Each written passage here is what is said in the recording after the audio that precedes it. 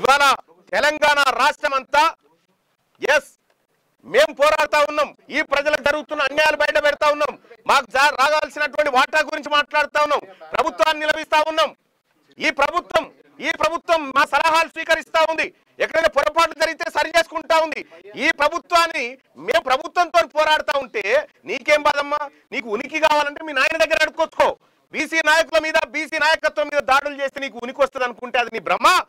మరింత దిగజారిపోయి ప్రజల్లో చులకనవడం తప్ప ఇంకా ఏమీ ఉండదు.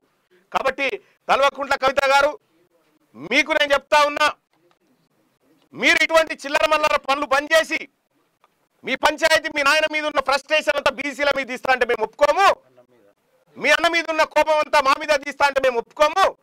ఖచ్చితంగా దీన్ని ఎదుర్కొంటాం. రాజకీయంగా ప్రజాక్షేత్రంలో ఏం జరిగిందో ఈ రక్త మరకలతోటే రేపు ప్రజల దగ్గరికి పోతా ఉన్నాం. చూస్తాం ఏం జరుగుతుందో. ఖచ్చితంగా మేము నమ్ముతా ఉన్నాం.